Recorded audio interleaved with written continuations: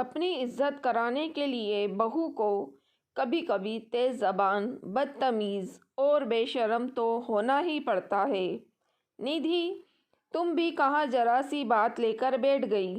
कम से कम तुम तो समझो। अगर मैं ऐसा ना कहता तो लोग मुझे जोरू का गुलाम समझने लगते। आखिर मुझे भी तो अपने परिवार के सामने अपना सम्मान बनाए रखना है। अरविंद निधि को अपनी बात समझाते हुए बोला। ये कैसा सम्मान है अरविंद, जो मेरा अपमान करने पर मिलता है। मेरा सम्मान की जिम्मेदारी किसकी है। फिर कितनी घटिया सोच है तुम्हारी।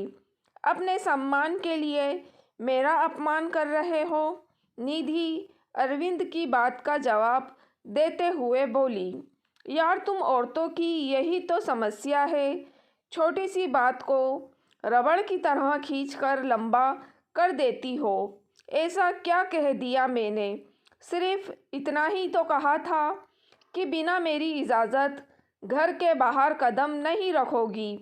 पति होने के नाते क्या मैं तुमसे इतना सा नहीं कह सकता? अरविंद अपनी बात को सही ठहराते हुए बोला। अच्छा, सिर्फ इतना ही कहा था? निधि ने प्रश्न भरी नज़रों से अरविंद की तरफ देखा, पर निधि को जवाब देने की जगह वो दूसरी तरफ मुंह करके सो गया। इस बार अरविंद निधि को जवाब देने के मूड में नहीं था, क्योंकि वो जानता था कि वो गलत है। लेकिन निधि उसकी आंखों से तो नींद कोसों दूर थी। कितनी बुरी तरह से लड़ता था अरविंद ने उसे, जैसे उसका कोई अस्तित्व ही ना हो। अपनी माँ और बड़े भाई के सामने अपनी टेक दिखाने के लिए किस तरह से उससे बात कर रहा था।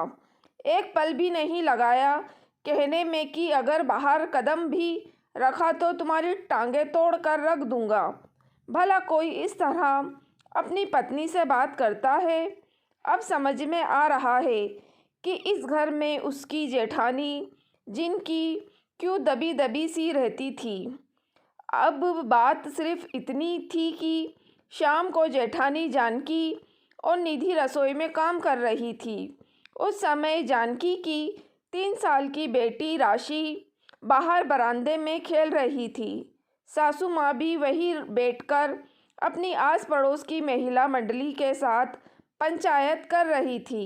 अचानक खेलते खेलते राशि बरामदे में बनी सीढ़ियों पर से नीचे गिर गई। हालांकि सीढ़ी 2 ही थी, लेकिन नीचे रखे गमले में उसके सिर टकरा गया और उसके सिर पर चोट लग गई। इस कारण राशि जोर जोर से रोने लगी। लेकिन सासू माँ से ये भी नहीं हुआ कि जाकर उस बच्ची को उठा तो ले। जब तक जानकी दौड़कर बाहर आई तो देखा कि राशि के सिर से खून बहने लगा है। ये देखकर जानकी ने अपने पल्लू से उसके सिर को दबाया ताकि खून बहना बंद हो। तब तक निधि भी बाहर आ गई, लेकिन तभी सासू माँ बोली, अरे कुछ काम नहीं हुआ है जो दोनों की दोनों काम छोड़कर बाहर आ गई हो? बच्चे को तो चोट लगती ही रहती है। ये देखकर जानकी तो कुछ न बोली, पर उसकी आंखों में आंसू आते बहुत कुछ बोल गए।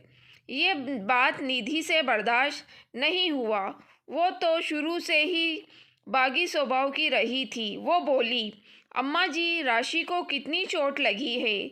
देखिए, खून भी बह रहा है। उसे अस्पताल लेकर चलिए। अरे कुछ ना हुआ है इसे, लड़की जात है। इस छोटी मोटी चोट से कुछ नहीं होता। लड़कियां तो पल जाती हैं। थोड़ा सा नारियल का तेल लगा दे, सब सही हो जाएगा, कहकर अम्मा जी अपने महिला मंडली से फिर बातें करने लगी। लेकिन निधि से ये बर्दाश्त नहीं हुआ कि अपनी ही पोती का रोता देखकर उनका दिल नहीं पसीज रहा, जबकि ये तो सिर की चोट है। वो आनन फानन में अंदर कमरे में गई, अपनी अलमारी से कुछ पैसे निकाले और बाहर आकर जानकी की गोद से राशि को ले लिया और पैदल ही नुक्कड़ की तरफ चल दी। नुक्कड़ पर पहुंचकर वहां ऑटो रखकर राशि को अस्पताल लेकर गई और उसकी मरहम पट्टी करवाई। लेकिन इधर सासू माँ गुस्से में भर चुकी थी। उन्हें बिल्कुल अच्छा नहीं लगा कि उनकी सखियों के सामने उनकी बहू ने उनकी बात काट दी और अपनी मनमानी करते हुए घर के बाहर निकल गई। जब तक निधि राशि का इलाज करवा कर वापस आई, तब तक अरविंद और उसके बड़े भैया सुरेंद्र घर आ चुके थे और सासू माँ ने उन्हें हर बात नमक मिर्च मसाले के साथ परोसी थी। जैसे ही निधि राशि को लेकर घर में घुसी, वैसे ही अरविंद ने उस पर चिल्लाना शुरू कर दिया। तुम्हारी हिम्मत कैसे हुई अम्मा की इजाज़त के बगैर घर के बाहर जाने की? थोड़ा सा इंतज़ार नहीं कर सकती थी, जो अकेले ही घर के बाहर निकल गई? हम लोग आ तो रहे थे घर पर।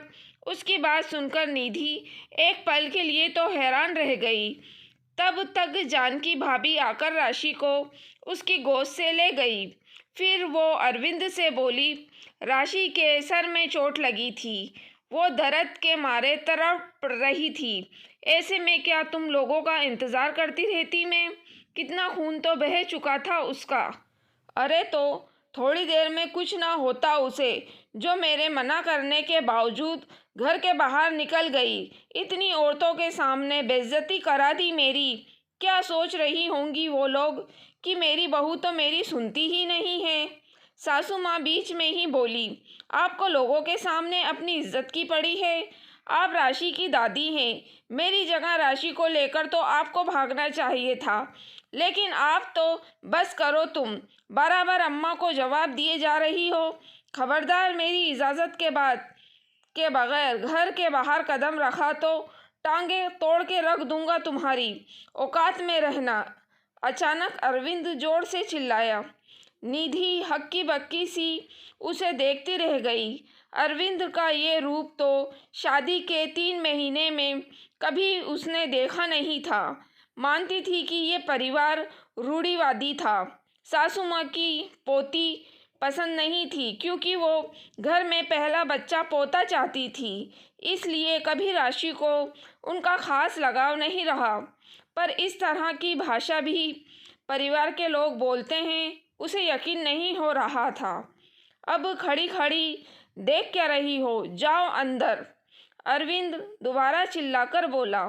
निधि को कुछ सूझा नहीं तो वो चुपचाप अंदर आ गई। सासू माँ ने इसे अपनी जीत समझी और तनकर सोफे पर जाकर बैठ गई। अब निधि ने इस बारे में अरविंद से कमरे में बात की तो अरविंद का जवाब सुनकर वो हैरान रह गई। मतलब उसका अपमान करके अरविंद को घर में बड़ा सम्मान मिल रहा था। खैर, सोचते सोचते काफ़ी देर बाद निधि की नींद लग गई। अब रात भर ढंग से सोई नहीं तो सुबह कहाँ से जल्दी उठती। सुबह उठने में उसे देर हो गई। बस इसी बात को सासू माँ ने पकड़ लिया और ज़ोर ज़ोर से चिल्लाने लगी। उनकी आवाज़ सुनकर अरविंद हड़बड़ाकर उठा। निधि को पास में सोता देखकर उसे झकझोर कर उठा दिया। अरे जल्दी उठो, अभी तक सो रही हो। निधि हड़बड़ाकर उठी और फटाफट कमरे के बाहर निकली। उसे देखते ही सासू माँ बोली, देखा कैसे जानबूझकर आज महारानी उठी ही नहीं। घर में तो नौकर चाकर लगे हैं ना, जो आकर घर का काम कर जाएंगे। भला ये बहुओं के ससुराल में रहने के लक्षण हैं? निधि को गुस्सा तो आ रहा था, पर जवाब न देकर वो रसोई में जाने लगी। सिर दर्द तो वैसे भी हो रहा था। सोचा पहले चाय बनाकर पी ले। तभी अरविंद की बाहर निकल कर आ गया। उसे देखकर सासू माँ ने अपनी आवाज़ ऊंची करते हुए कहा, देख ले अरविंद, तेरी बीवी के लक्षण। यह सास बोले जा रही है, पर ऐसा नहीं कि उसे जवाब तो दे दे। मुंह उठाकर सीधे रसोई की तरफ चल दी। अरे मुझसे बात ही नहीं करनी तो साफ साफ कह दे। सासू माँ की बात सुनकर अरविंद गुस्से में निधि से बोला, अम्मा तुमसे कुछ बोले जा रही है, तुम जवाब क्यों नहीं दे रही हो? अम्मा को जवाब दे दो तो घिस नहीं जाओगी। कल जब मैंने जवाब दिया था तब भी आप बोल रहे थे कि जवाब पर जवाब दिए जा रही हैं, और आज मैं चुप हूँ तो भी समस्या है। आखिर मैं करूँ तो क्या करूँ? निधि ने कहा। उसकी बात सुनकर अरविंद गुस्से में चिल्लाकर बोला, बस करो, तुम ज़्यादा ज़बान चला रही हो। अगर अब एक शब्द बोला तो तुम्हारा मुंह तोड़। चुप करो, तुम पत्नी हूँ तुम्हारी, कोई गुलाम नहीं हूँ जो इतनी बदतमीजी से मुझसे बात कर रहे हो। निधि ने इस जवाब से अरविंद हक्का बक्का रह गया। वहीं सासू माँ बोली, हे भगवान, अपने पति तक से जबान लड़ा रही है। ये तेरी नहीं, यही हैसियत है तेरी बीवी के सामने, जो सबके सामने तुझे जवाब दे रही है? सासू माँ अरविंद को सुनाते हुए बोली।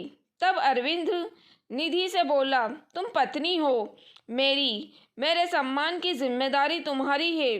तुम इस तरह से सबके सामने मेरा अपमान कैसे कर सकती हो? अच्छा, तुम सबके सामने मुझे बेइज्जत करते रहो, अपने सम्मान के लिए मेरा अपमान करते रहो, और मुझसे उम्मीद करते हो कि मैं सबके सामने गूंगी गुड़िया बनकर तुम्हारी इज्जत बनाए रहूं। इज्जत दोगे तो इज्जत मिलेगी, वरना जिस तरह की भाषा तुम बोलते हो वो भाषा मुझे भी बोलनी आती है। निधि के जवाब से सब लोग हैरान रह गए। हालांकि उसके बाद अरविंद की हिम्मत नहीं हुई कुछ कहने की, क्योंकि निधि बराबर जवाब दे रही थी। उसके बाद निधि को तेज़ ज़बान वाली बहू, बदतमीज़ बहू, कई तरह के नामों से नवाजा गया। पर क्या फ़र्क पड़ता है, कभी कभी अपनी इज्जत के लिए बेशर्म होना पड़ता है। दोस्तों, अगर आपको कहानी पसंद आई हो तो प्लीज़ आप मेरे चैनल वॉइस ऑफ नीलोफर को सब्सक्राइब ज़रूर कीजिएगा, और मेरी वीडियो को लाइक और शेयर भी ज़रूर कीजिएगा। Thank you for watching.